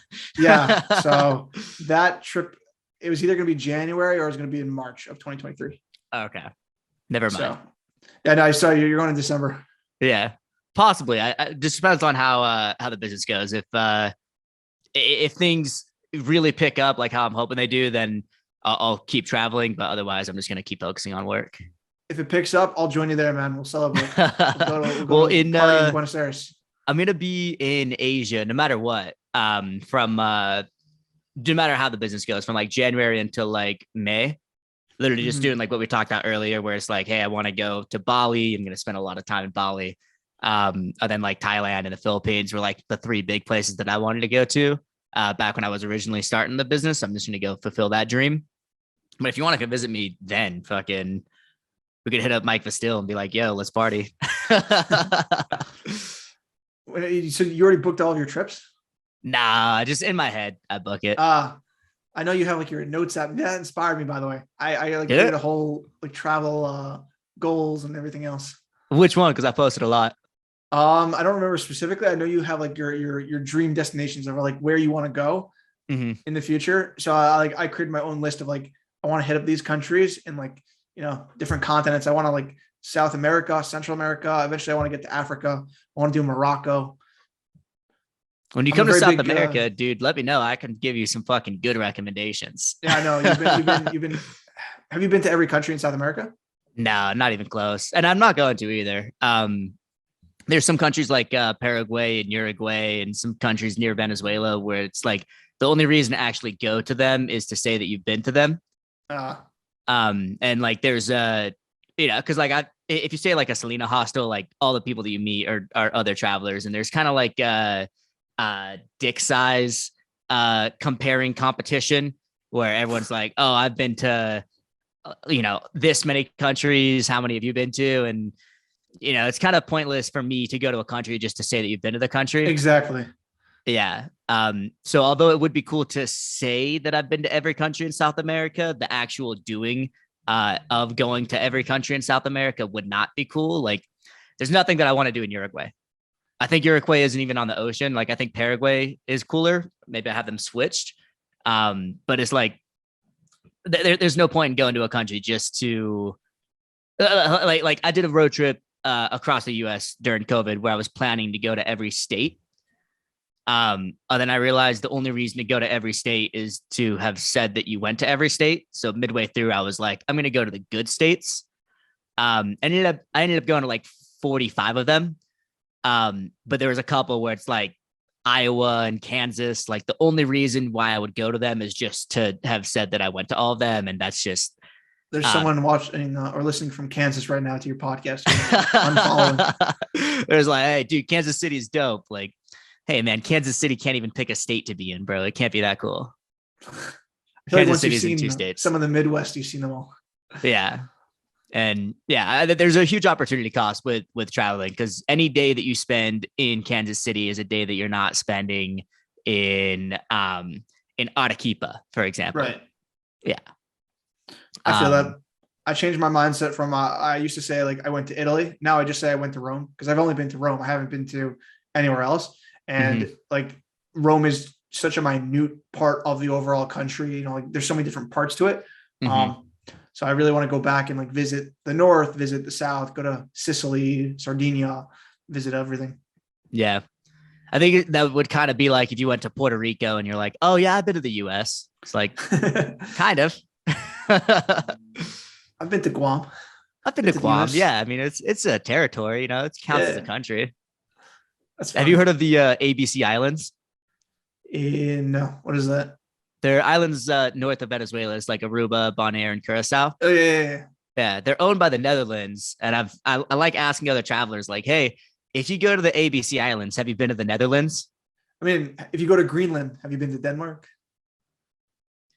It's a tricky question. If you go to the Falkland Islands, have you been to Argentina or have you been to the UK? Oh, here's a fun one that might get controversial. If you go to Taiwan, have you been to China? I was gonna go that route, but I was gonna say yeah. Let's go back to e-commerce, but I do want to talk about traveling after if you're down. Yeah, are you gonna leave that in? That's a long segment. Oh, dude, I'm not editing shit. Let's go. Yeah, so I'm gonna upload this whole thing as one section, and then I'll just do a bunch of clips. Yeah. These are literally my thoughts at like 12 o'clock at night. Like this podcast is going to be like the conversation I have with myself. That's actually exactly how I want the podcast to be, is like the full episodes. I want it to be like, if we were just hanging out at a bar, drinking beers, how would the conversation go? That's how I want the full episodes to be. Yeah. Yeah. So I'm very intentionally. Do you have plans for in-person podcasts? Like, just like, you know, you sit down, drink a beer, chill with them, just like talk. Absolutely. And I bought 2 of these microphones because I was planning to do that whenever I meet like another cool traveler as I'm traveling. But Mike Vesteel. Like, yeah, in Bali. And I've met a lot of really fucking cool people that I really wish I could have had on the podcast. But having 2 of these microphones and all the equipment that goes along with it while you're traveling, like everything that I own fits in a suitcase. It's like a carry-on and a 40-liter hiking backpack. And that's everything that I've owned for the last 2 years. So if it's not in, you know, if I can't fit it in one of those bags, like I can't carry it with me. Right. So half of my suitcase is just podcast gear, then the other half is clothes. And then my backpack is like, my hygiene equipment, a blanket, like supplements and stuff. So like, I really don't have room for more things. So although I would like to do in-person podcasts, just having this microphone and the case that goes into it, it's like a lot of volume, and I don't have a lot of space for that volume. Gotcha. Yeah, I think you have a good setup so far. Yeah. For now, just Zoom podcasts are cool. Yeah. Yeah. $20,000 a month on Etsy, dude. How are the emotions that you felt making 20 grand a month after having had like a couple failures? Well, I had successes up until then. I had done like 20K in sale revenue on Amazon, and I was also doing like 15K a month on eBay at that point. So profit? It was no, just revenue. I don't remember my profit for that long ago. I have to look at like my taxes or something. But I was already doing like different amounts of revenue on other sites. So like Etsy, I listed one item and nothing sold for like 3 months. And then I sold one of those. And then I was like, okay, there's something here. I listed like 50 more listings, started selling consistently. I was doing like 2K a month. Then it jumped to like 5. Then it was so sudden to where like 1 month, it just went from 5. I don't remember exactly, but it was like 5 to let's say 20 and then 20. And I was doing like 40K a month in revenue. And then profit margins are also just a lot more on Etsy because the fees were a lot less. I think it was like 5%. And then also a lot of my items, the customers were actually paying for shipping. So I was able to charge more because people perceive it as handmade. Or, it has that allure of Etsy rather than just like, it's eBay or Amazon. So people were paying more for my items on these sites. I was paying less in fees. And yeah, that was like, those were 2 huge months. And I was able to use that money to go ahead and just fuel more inventory and really grow the business. So you were actually buying inventory. At that point, I was not. Well, actually, yes, I was. Sorry. At that point, I was experimenting with it towards the beginning of 2020, and that was like my last ship. I spent like 10K on one giant shipment. I sold everything, and then I went and I think maybe it was around May of 2020. I started doing more FBA. Mm-hmm. What was the benefit of actually buying inventory instead of just like drop shipping? So the biggest benefit was I learned at the start of the pandemic, all of my suppliers closed down. Like everyone said, we're not drop shipping anymore. And we're talking like 7 different companies that are everyone I source from. Some of them said we're closing down for 2 weeks. Others said we have like only 50% of our inventory in stock. And it was like at that point, like, yeah, it's a pandemic. It doesn't happen every single day, but if you have your own inventory, you control it. There's no one saying you can't order this, you can't order that.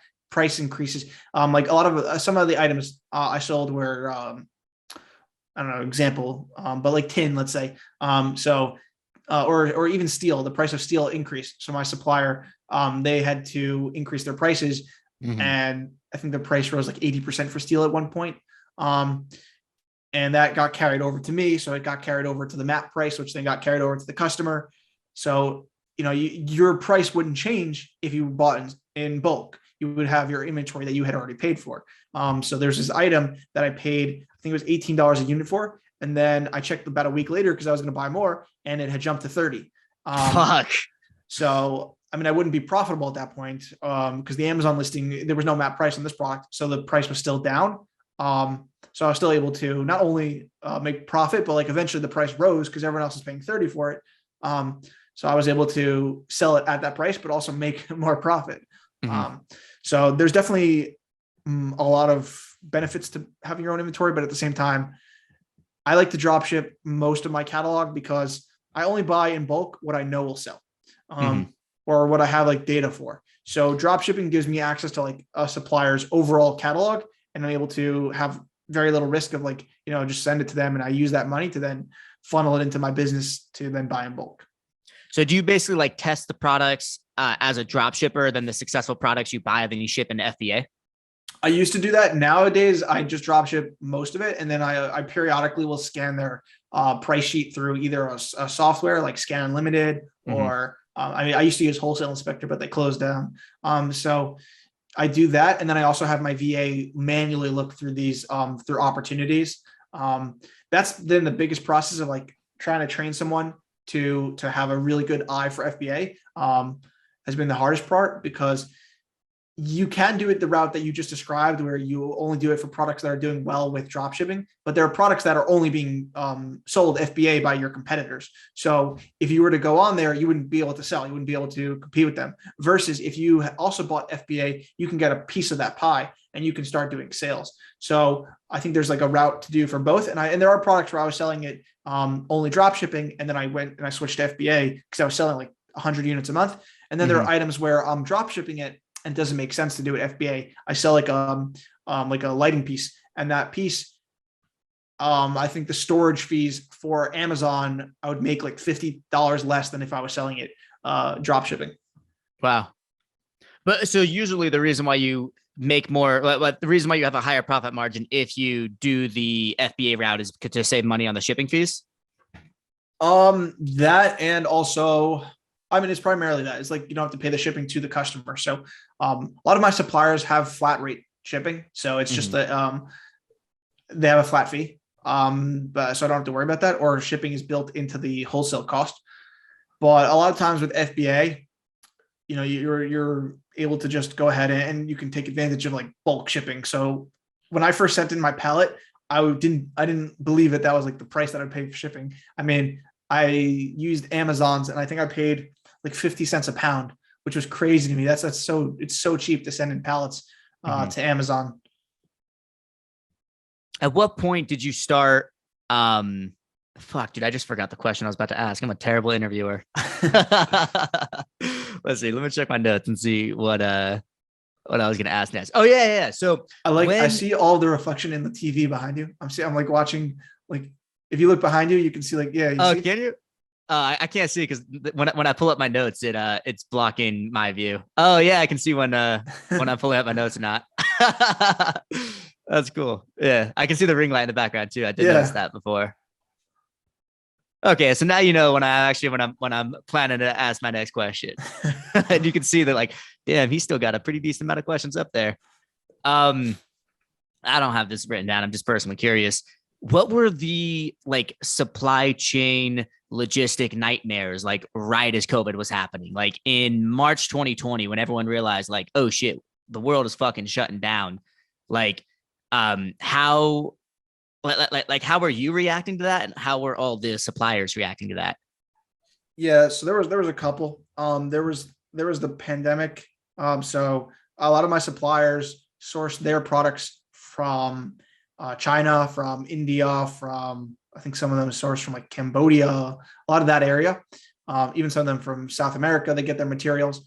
Africa, and a lot of these places imposed restrictions. So one supplier who was sourcing from India, they said that lead times had jumped from like 3 months to over a year. So it's going to be a year until they were going to get restocked. And we're talking items that sell like 200, 300 units a month, and they only had like 600 units left. So I was like, they emailed this out. So by the time I saw it and just was going to order, it was already sold out. So there are a lot of products that were like that. The other instance was the Suez Canal with the Evergreen, I think it was called. That was a fun time where shipping times jumped for a couple of months for some suppliers. It was a whirlwind of we're not getting this until another 6. We're not getting this until another 9 months. And I was placing orders like that. Talk about like buying in bulk. I placed a $6,000 order for a product that wouldn't even get to me until 18 months after. And by that point, like the listing was, the rank dropped on Amazon, but thankfully it was like a decent item to where I can resell it. So yeah. At that point, were you thinking like, hey, it's over, like this whole e-commerce thing, like the pandemic ruined it? Or were you like, hey, this is just something I have to deal with, and in 18 months we'll be A-okay? It was mostly something I had to deal with. Shipping times were crazy for some of my suppliers. I think one of my suppliers, they used to do 2 to 3 day, and then they were taking up to 2 weeks. And that's really what stalled Etsy. I think on an Etsy, I had 2 to 3 days. So I was able to, like, that's the first cut, I would say, to the business was like that 2 weeks. I changed it to 2 weeks, and like immediately I went down from doing 40 to 50K sales a month to doing less than 30 that next month. And then it just slowly dropped. And then there were a lot of items that I had to delist, but I found new suppliers. I tried to buy in bulk the rest of the items, and it was just like that time, 2020 to around 2021 was like a time of like experimenting and really just trying whatever I could to grow the business. Because there was no opportunity. It wasn't shrinking. It was still growing, but there was just like, I would sell one product 1 month, and then it would be out of stock, and I have to find like new listings to sell. So it's not like passively coming in. Right. Yeah. There was just so many factors going into it. So it's kind of like a rat, or like a cat, like chasing his tail, where it's like you're always like you're not building off of the work from the previous month. You're always doing new work. Right. And it just wasn't stable, because like one supplier would email me saying, we're going to be closed for the next 3 weeks because of COVID. And then they would email me back the next week saying, no, we're open. So like I had just taken down their listings, and then I had to put them back up. It was just like, that was a lot of stress. I'm really glad that I wasn't doing e-commerce at that time, because I would have probably just fucking closed up shop and been like, hey, I'm going to deal with this in a couple months. I'm just going to take some time off. But the money was there. Like the profits were there. Like, it was worth it. I sold, like, there were items I sold regularly for 30, and I was selling them for like $60. And I was just like, and my profit margins were crazy for 2020. Is that like what percentage of an increase in profit did you make in 2020 compared to 2019? So in 2019, I only did about probably around 30K. It was not a lot because I was also investing a lot into the business. Mm, There was like I thought I was gonna get a warehouse. I was like, yo, this is gonna be. I thought I was like Walter White. I was gonna be like, yo, I'm yeah. gonna expand, get my own. I was like moving out of my RV to my Los Pollos funded, e-commerce center. But For a second, I uh, thought you were literally living in an RV. no, I well, was gonna I was about to be super stoked because in 2020 I was literally living in an RV. I thought about it. I've gone through so many phases of like I want to get my own place. I was gonna do an RV actually. I was looking at Thor and like doing all I that. had the Thor Majestic 25A. Yeah, those things are beasts, man. I loved it.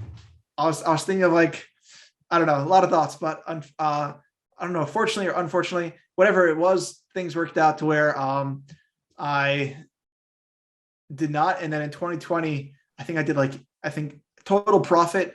I don't remember the exact amount, but it was over 100K. So like going from 30 to 100 was that was like surreal because that was like the first time I pulled in. I was like a six-figure earner. Mm-hmm. Dude, that's how I was in 2021. I went from because I was on unemployment in 2020, but then I started at November 2020. Yeah, November 2020 is when I started it. So I went from unemployment, and then in 2021 I made like a fair amount over 100,000 in profit, and I was just like, what the fuck is going on right now, Yeah, dude? it's Like, such like a I don't know. It's like you're still in the old mindset. You know what I mean? Like you're still mhm, in the mindset of like not earning that much. yeah. Plus, at the time, I was in Colombia, so I was spending $600 per month. Oh wow. Yeah, like I was living with the my girlfriend's parents. I was living in their condo, sharing a room with my girlfriend, and at the same time, I was making fucking like 3-4 thousand a week profit, and I was just like, I just saved up all of it. Like, even with like buying or like renting jet skis and going scuba diving and stuff, I was still spending under $1,000 a month because of how cheap Colombia was. It was a fucking it was a huge shock to the system, dude. It took um like some time to get used to it because like I mean I literally went um from being within 18 months I went from being like overwhelmingly in debt to having a six-figure investment portfolio. And did you suffer from I don't know suffer, but did you Imposter syndrome. I was gonna say more lifestyle inflation. No, man. I'd say, and I'm actually really happy that I didn't succeed in my first e-commerce business because if I did, my dumbass would be, leasing Lamborghinis and having mansions and everything like that. After my first e-commerce business failed, I was, I mean, uh, depending on how you want to define the term homeless, but I was homeless for like 2.5 years. Yeah. So I definitely I got used to living a very humble lifestyle, and I like it, and I still do. Um, uh, so there definitely was some lifestyle inflation that naturally you have. Um, but the lifestyle inflation that I have is just like I like going to good restaurants. Not I mean I've been like not like Michelin star restaurants. Like I'm talking like tonight I'm Have gonna go Gordon to a Ramsay cooking in front of you.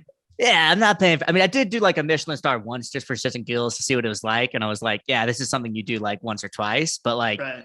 um, like the restaurant I'm going to tonight in Medellin, an entree of like a good lasagna bolognese will cost like $8.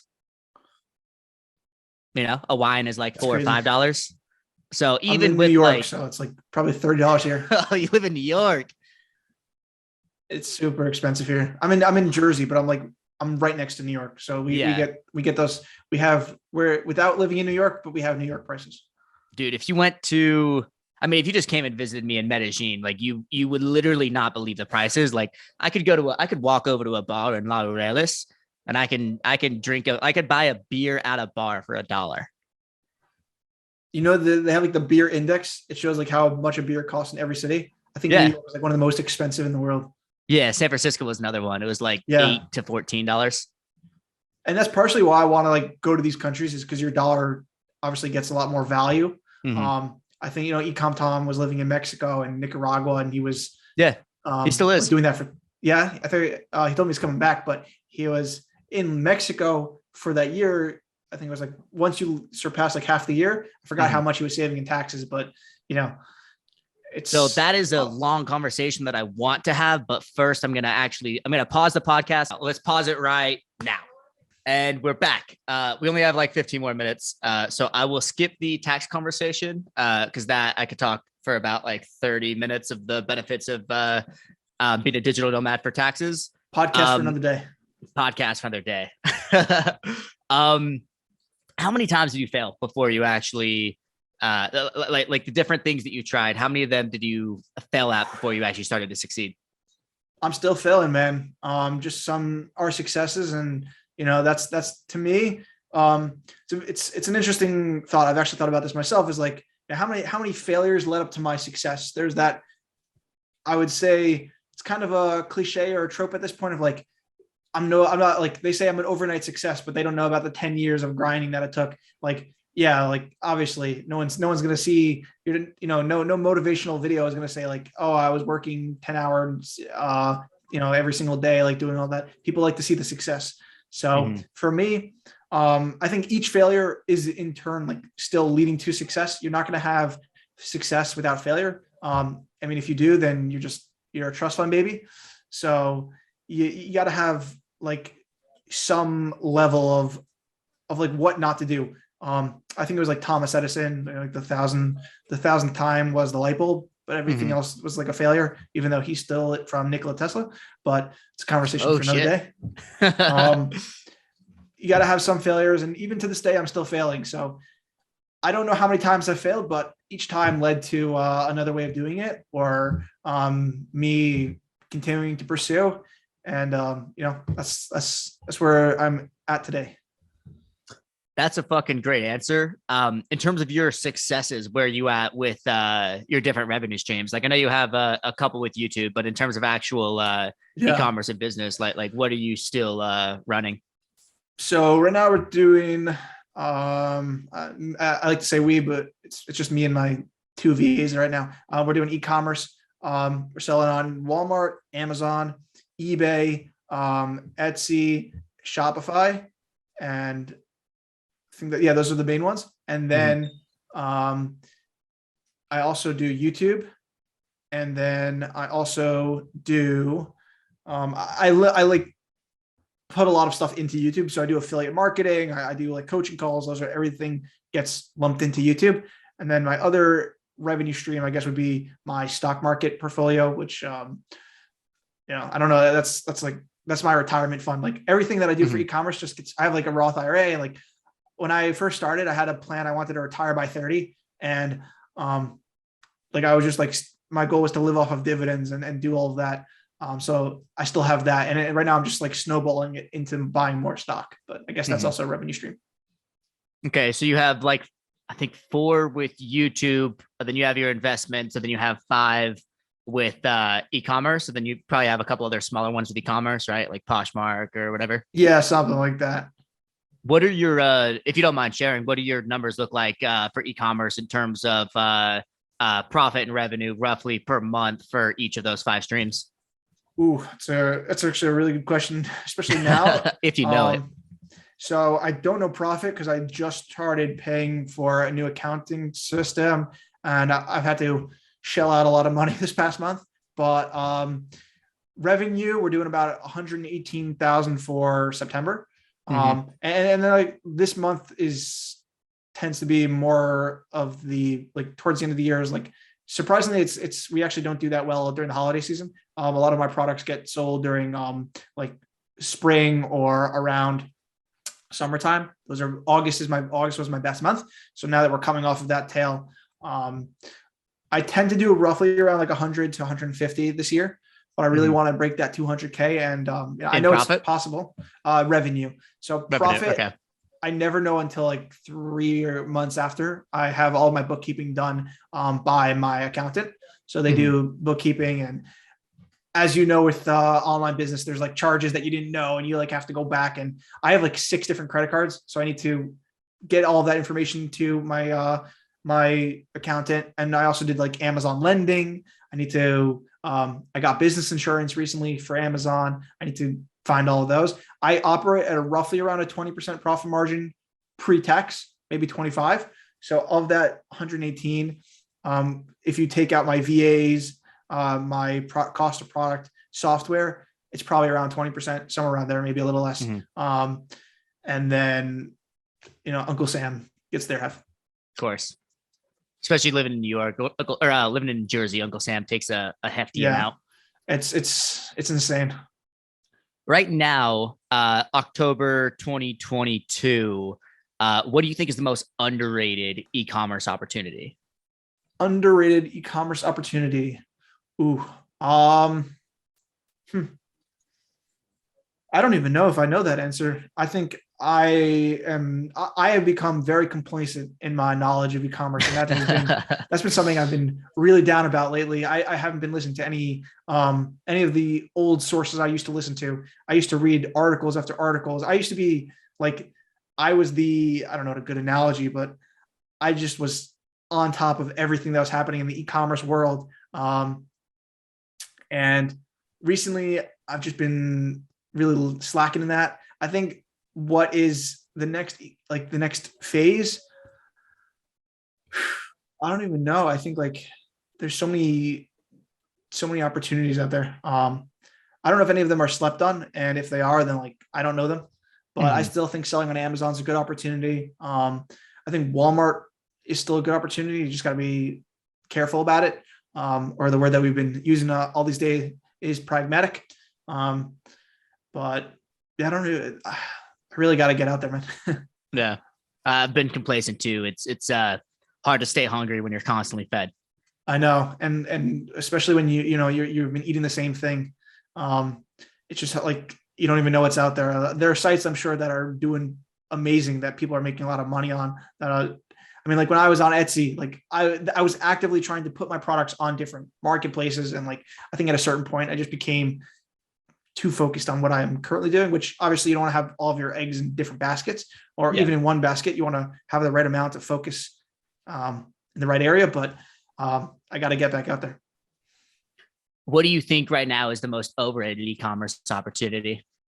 I think overrated would probably be Facebook Marketplace. I'm sorry. Really? I think Facebook Marketplace, everyone says it's underrated. Everyone and their mom has a YouTube channel about Facebook Marketplace. So I think wholesale dropshipping is not underrated or overrated. I think what I do is perfectly rated, because there's so many ways to do it. And it's not an easy business model to get started with. So I think Shopify dropshipping is also pretty overrated. So actually, you asked me what the most slept on opportunity is. I think YouTube Shorts or TikTok or Instagram Reels. That even today, like Instagram Reels, I see people who are starting with e-commerce content, which is a hard niche to build on TikTok. And these people are getting like thousands of followers, and they're able to build an online following. Or even for products, there are people who are able to sell their products. I was scrolling through YouTube Shorts, and I found this like random product that someone was advertising, and it wasn't an ad. It was just like a regular channel, but they were leveraging Instagram, YouTube Shorts in a very clever way. Like it was a very funny video. And I'm sure they were selling thousands of units just from that. So if you know the product, or if you have if you have an insight or a different way to do it, even if you don't, you could just take a look at your competitors. I think there's a lot of opportunity. Yeah, I totally agree with the shorts. That's one thing that I want to start looking into with my business, is how I can leverage all that free organic traffic and just see with TikTok and Facebook Reels and Instagram Reels and YouTube Shorts, like what can I do to actually use this to make money? And just because something's overrated doesn't mean you can't make money from it. Mm-hmm. With wholesale dropshipping, because that's what you specialize in, do you think that is good enough of an opportunity to where anyone, if they put in the sufficient, like if they put in the right amount of work, that they can actually turn that into a full-time income? Yes, I do believe so. I've worked with people who have turned it into a full-time business. It's like any other business. I know a lot of people like to think of like online business as easy, as stress-free. I mean, I get so many A to Z cases, and with Amazon, like I'm surprised my hair isn't gray. I wake up every morning and like I'm like today's the day. It's stressful, like with any business, even YouTube. Like you don't think Mr. Beast stresses like whether or not the video is going to do better than the last one, or like it comes with the territory, especially if you're not your own boss. That's what you subscribe to, and sign up for. So I do think it is possible for anyone to really get started with it. I think the business model is it's withstood the test of time of even if you can't sell your products on eBay or Amazon, there's so many routes with wholesale that you can take, because you're not relying on Walmart. Once you get like with retail drop shipping, like once you can't sell on eBay anymore with retail suppliers, okay, then you move over to Amazon, but then you can't sell there. But like, what about Facebook? Okay, so what about that? Like, if that is your business model, you're too reliant on that as your business, and like it just takes one thing to happen to where a lot of people, once that happened, they realized that their business model was completely gone overnight. Yeah. And that was something I learned early on with doing YouTube. Everyone said, make sure you get like an email list, or make sure you have your followers not only on YouTube but on Instagram or a Facebook group, or anything. This way, if you get kicked off the platform, like Andrew Tate, he's got all his people on Hustler. He's a different way of marketing. So it's something that you got to consider, like, especially online, you can't be in only one place. You got to have like a way of like, just a backup plan, even if it's like very small, just like you might not want to think it can happen, but it's the internet. Anything can happen. Yeah. I 100% experienced that with my business. In the last, like literally since January, we've had a 90% drop in revenue because 100% of our revenue comes from a single source, just Facebook. So that's what I've been trying to diversify, because it could even drop another, 10% and go to zero overnight, right, if Mark Zuckerberg decides that. What do you think you'd be doing for a living if you didn't have success with e-commerce? Ooh, probably something in finance. I like finance, but that's also really boring. So I don't know. It's hard to say. I've always wanted to be a YouTuber. I used to have I will never unprivate these videos, but I used to have a history YouTube channel where I'd make videos like history of Singapore or like something like this, some random history content. And I think I made like a total of 41 cents from that channel in total. Maybe it was like $4. Forgot the almost exact a full number, gumball, bro. Yeah. Or a full beer in Midian. So I've always wanted to do YouTube. I love the idea of like just creating content, and I've always just wanted to be my own boss. I don't know. I never really wanted to work for someone else. Okay. What would you do if all of your businesses failed today? Head to the local liquor shop, buy something, drink. I'd get on a Zoom call with you. We'd toast, and we'd talk about life. And then I don't know. I'd probably I have enough money saved away to where I can definitely collect, recollect myself for a few months. Mm-hmm. So I'd probably go traveling. I'd definitely hit up Medellin, or I don't know where else I'd go, but like somewhere in Central or South America, travel a little bit. I think if everything failed, I would definitely take the time to recharge, because I've just been going full force for like the past 3 or 4 years. And then I'd probably look for the next venture. Maybe I can leverage what I had. If I couldn't, then, maybe it's time to go get a job. Tyler, what's his name? Dropship Tyler. No, I don't know. So he was another person who had a YouTube channel, and he was also friends with, I think he still is friends with Paul J. Lipsky, and he doesn't really create content anymore, but he was dropshipping on eBay and on Amazon. And then after the eBay shut down, retail dropshipping, and then he was selling on Amazon. And then I think something happened with his account. He just like picked up, and he used to work in insurance, and then he got a job in Zillow. But the reason I'm bringing this up is because like he was someone who he was selling over $1.5 million a year on eBay in 2016, 2017. And then all of a sudden it's gone. Okay. So moved on to Amazon. Okay. Once that's gone, until he could find his next thing, he just got a job. And like, that's how he sustained the bills. He was never too prideful to like, get a regular job. And I know people online, they're like, oh, I would never get a full-time job. So I would probably go and just, try and find a way to make money until I can hopefully move on to my next venture. Do you have any idea of what your next venture would be? Software. I think there's a lot of money in software, especially in wholesale dropshipping. So you asked about a course earlier on. I think my next phase that I really want to head into is offering my subscriber base something of value that they can use. So I have like a million ideas of like what I can do. I can create a software that, scans wholesale supplier sheets. I can create a software that helps, list products on Amazon and all this other stuff. I have no idea what it's going to be, but I think there's a lot of money in doing that because there's a lot of gaps in that market that a lot of people, I get hit up by a lot of software companies that email me saying, we can do this, do you want to beta test this? Do you want to promote our product? And I see a lot of the gaps in the market from firsthand experience and just my own personal gripes with like the business model that I think I can offer a solution.